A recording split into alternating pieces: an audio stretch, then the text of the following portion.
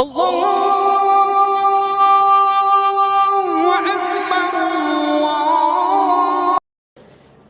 بالله من الشيطان الرجيم. بسم الله الرحمن الرحيم.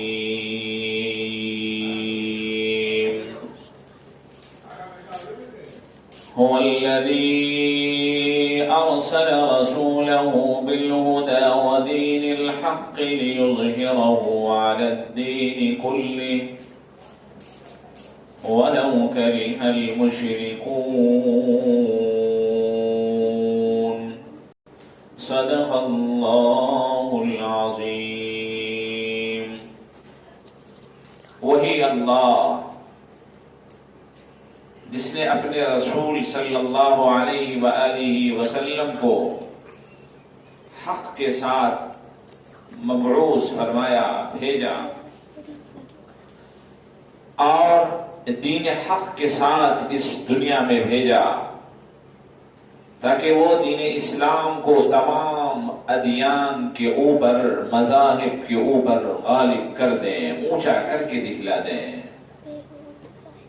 کافروں کو، مشرکوں کو، خدا کو نہ ماننے والوں کو، خدا کے ساتھ شریک ٹھہرانے والوں کو، چاہے یہ بات کتنا ہی ناپسند ہو، اللہ رب العزت نے حضور پاک صلی اللہ علیہ وآلہ وسلم کو دین برحق کے ساتھ اس کائنات میں بھیجا تھا. ان الدین عند اللہ الاسلام. اللہ کے نزدیک بس اسلام ہی سچا پکا دین ہے. اور دوسری جگہ ارشاد فرمایا، وَمَن يَبْتَغِ غَيْرَ الْإِسْلَامِ دِينًا فَلَن يُقْبَلَ مِنْهُ وَهُوَ فِي الْآخِرَةِ مِنَ الْخَاسِرِينَ. جو دین اسلام کے علاوہ کسی اور دین کو اختیار کرے گا ہرگز قبول نہیں کیا جائے گا، اور ایسے لوگ آخرت میں نقصان اٹھانے والوں میں سے ہوں گے. پروفیسر سیڈیو نے لکھا ہے کہ عیسائیوں نے 395 سے لے کر 513 عیسوی تک کرسچینٹی کو پھیلانے کے لیے جتنا زور صرف کیا، جتنی طاقت و قوت کا استعمال کیا، پیسوں کو لگایا، اور اس کے نتیجے میں ایتھوپیا کی سلطنت اور اس کے اطراف میں عیسائیت کا زور ہوا، اور روما کی سلطنت کے زیر اثر آنے والی تمام بستیاں، قومیں اور آبادیاں، وہ سب کے سب کرسچینٹی کو قبول کر لیا. یعنی فاران، عرب کے علاقے، عراق، بحرین، صحرائے فاران، دومت الجندل تک عیسائی مذہب کے ماننے والوں کی ایک بڑی تعداد ہو گئی تھی. لیکن جب اس کائنات میں جناب محمد الرسول اللہ صلی اللہ علیہ وسلم تشریف لائے اور حق کی صدا بلند کی، جاء الحق وزهق الباطل، حق آ گیا، ستارہ آ گیا، روشن کتاب لے کر آ گیا، تو پھر عیسائیت کی ترقی کمزور ہوتی گئی اور وہ دبے پاؤں پیچھے پلٹتے چلے گئے. اور ایک وقت وہ بھی آیا کہ جب لا الہ الا اللہ محمد الرسول اللہ صلی اللہ علیہ وسلم کے کہنے والوں نے ان تمام علاقوں پر اللہ کے دین کو غالب کر دیا. آپ کو معلوم ہے کہ عرب میں یہودی اس وقت آئے جب یونانیوں نے اور سریانیوں نے ان کو اپنے ممالک سے، ملکوں سے، کنٹریز سے باہر نکال دیا تھا اور حجاز، نواحی خیبر یعنی خیبر کے اطراف اور اس کے علاقوں میں وہ سب آباد ہوئے، مدینہ طیبہ کے پاس بھی وہ آ کر بس گئے، لیکن جیسے ہی محمد الرسول اللہ صلی اللہ علیہ وسلم نے حق کی آواز کو بلند فرمائی،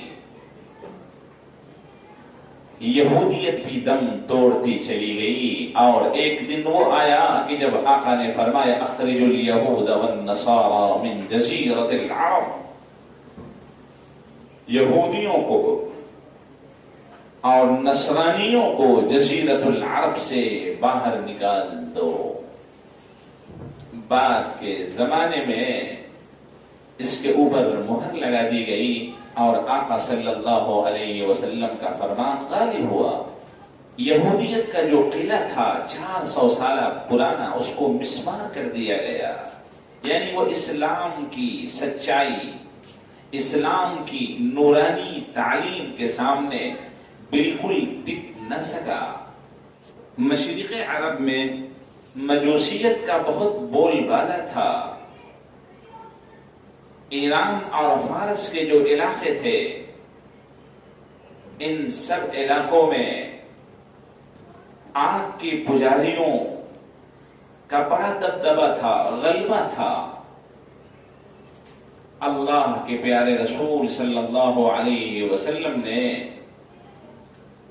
ان کے سالوں کی محنتوں کے اوپر یک لخت قلم پھیر دیا۔ عرب میں ابن اللوحا نامی شخص کے ذریعے سے بت پرستی کا ظہور ہوا تھا۔ سیریا سے، شام سے وہ بت پرست بتوں کو لے کر آیا تھا۔ اسلام نے ان کی 3 صدیوں کی محنتوں کو اس طرح بیکار اور ختم کر دیا، ناپید کر دیا کہ پھر اللہ کے نام کے علاوہ کوئی اور نام باقی نہیں رہا۔ وَلَا يَغُوثَ وَيَعُوقَ وَنَسْرًا وَقَدْ أَضَلُّوا كَثِيرًا وَلَا تَزِدِ الظَّالِمِينَ إِلَّا ضَلَالًا أَفَرَأَيْتُمُ اللَّاتَ وَالْعُزَّى وَمَنَاةَ الثَّالِثَةَ الْأُخْرَى، یہ سب بتوں کے نام تھے، لات تھے، منات تھے، ان سب کے لوگ پجاری تھے اور اسی کے اوپر اپنی نظریں اور قربانیاں پیش کرتے تھے، چڑھاوے چڑھاتے تھے۔ اسلام کی پاک تعلیم کے سامنے وہ ساری کی ساری کوڑے کا ڈھیر ثابت ہوئی۔ آپ نے اپنی زندگی میں اس کو کر کے دکھلا دیا۔ یہ اسلام کے متعلق پہلی پیشن گوئی تھی کہ وہ تمام ادیان پر غالب آ کر رہے گا۔ آپ نے دیکھا کہ کس طرح یہودیت، کرسچینٹی، جیوز اور اسی طرح آتش پرستوں اور بتوں کے ماننے والوں کو اسلام نے پاک تعلیم کے ذریعے سے اپنا ہم رکاب، ہم سفر بنا لیا، کہ دلوں کو پاک اور صاف کر کے ایک اللہ کے سامنے جھکنے والا بنا دیا۔ اسلام کے متعلق دوسری پیشن گوئی، وَاللَّهُ مُتِمُّ نُورِهِ وَلَوْ كَرِهَ الْكَافِرُونَ، اللہ اپنے نور کو مکمل کرے گا اگرچہ کافروں کو یہ بات ناپسند معلوم ہو۔ دنیا میں بہت سارے مشہور نبی تشریف لائے، حضرت موسیٰ علیہ السلام ہیں، حضرت داؤد علیہ السلام ہیں، حضرت عیسیٰ مسیح علیہ السلام ہیں، لیکن ان تمام کی پیشن گوئیاں اس طرح پوری نہیں ہوئی۔ حضرت موسیٰ علیہ السلام بنی اسرائیل کو وعدے کی زمین میں لا کر کھڑا نہ کر سکے۔ يا قوم ادخلوا الأرض المقدسة التي كتب الله لكم ولا ترتدوا على أدباركم فتنقلبوا خاسرين۔ اے بنی اسرائیل، تم ارض مقدسہ میں داخل ہو جاؤ، پیٹھ پھیر کر مت بھاگو، ورنہ نقصان اٹھانے والوں میں سے ہو جاؤ گے۔ بنی اسرائیل نے یہ جواب دیا تھا، قالوا یا موسیٰ انا لن ندخلها ابدا ما داموا فيها فاذهب انت وربك فقاتلا انا هاهنا قاعدون۔ اے موسیٰ، ہم اس سرزمین میں ہرگز داخل نہیں ہوں گے جب تک کہ وہ لوگ وہاں رہیں گے۔ آپ جائیے، آپ کا خدا جائے اور ان لوگوں سے جنگ کرے، لڑے بھیڑے، ہم تو یہیں بیٹھے رہیں گے، جب آپ جیت جائیں گے ہم اس میں داخل ہو جائیں گے۔ اس موقع پر حضرت موسیٰ علیہ السلام نے اللہ سے دعا کی تھی، قال رب انی لا املک الا نفسی واخی فافرق بیننا وبین القوم الفاسقین۔ اے اللہ، میں اپنی جان اور اپنے بھائی کی ہی ذمہ داری لیتا ہوں، ہمارے اور فاسق قوم کے درمیان جدائی پیدا فرما دیجیے۔ قال فإنها محرمة عليهم 40 سنة يتيهون في الأرض فلا تأس على القوم الفاسقين۔ خدا نے کہا، اے موسیٰ، ہم اس سرزمین کو ان کے اوپر 40 برس تک حرام کر دیا ہے، ہم نے حرام کر دیا ہے، یہ اسی میں حیران و سرگردہ رہیں گے، اور آپ فاسق قوم پر افسوس مت کیجیے۔ حضرت داؤد علیہ السلام انسانیت کے لیے کیا نہیں کیا، جالوت کو خاک و خون میں ملایا، سموئیل کو نیشہ دکھلایا، اس کے باوجود بھی خدا کا گھر وہ قائم نہ کر سکے اور دنیا سے وہ رخصت ہو گئے۔ حضرت عیسیٰ مسیح علیہ السلام اپنی 6 سالہ زندگی میں جو دعوت و تبلیغ کی زندگی کہلاتی ہے، اتنی محنت شب و روز کی، رات و دن محنت کرتے رہے اللہ کے پیغام انسانوں تک پہنچانے میں، کہ شاید 2 رات کسی ایک مقام پر قیام نہیں کیا ہوگا، 2 رات ایک جگہ نہیں گزاری ہوگی۔ ان کی لگن، ان کی محنت اور دعوت و تبلیغ کے متعلق ان کی ذمہ داری کا احساس ہم اور آپ سمجھ سکتے ہیں۔ لیکن یوحنا کے چیپٹر 16 میں یہ بات لکھی ہے کہ وہ اپنی دعوت و تبلیغ کو مکمل نہ کر سکے، ادھورا چھوڑ کر چلے گئے، اور اللہ نے ان کو آسمان پر زندہ اٹھا لیا۔ لیکن ان تمام نبیوں کی کوششوں کے مقابلے میں عرفات کے میدان میں سربدی آواز آتی ہے، اليوم اکملت لکم دینکم واتممت علیکم نعمتی ورضیت لکم الاسلام دینا۔ آج میں نے تمہارے لیے تمہارے دین کو مکمل کر دیا، اور میں اپنی نعمتیں تم پر تمام کر دی، اور تمہارے لیے دین اسلام کو میں نے اپنی رضا کا ذریعہ بنا لیا۔ اسلام کے متعلق تیسری پیشن گوئی یہ ہے، وَضَرَبَ اللَّهُ مَثَلًا كَلِمَةً طَيِّبَةً كَشَجَرَةٍ طَيِّبَةٍ أَصْلُهَا ثَابِتٌ وَفَرْعُهَا فِي السَّمَاءِ تُؤْتِي أُكُلَهَا كُلَّ حِينٍ بِإِذْنِ رَبِّهَا۔ اللہ تبارک و تعالی نے بہترین کلمے کی مثال اس بہترین درخت سے، پاکیزہ درخت سے دی ہے کی جڑیں مضبوط ہوں اور جس کی شاخیں آسمان کی بلندی کو چھو رہی ہوں. یہ اسلام کی حقانیت کی اتنی بڑی دلیل ہے کہ اس کے مقابلے میں کوئی مذہب نہ کھڑا ہو سکا.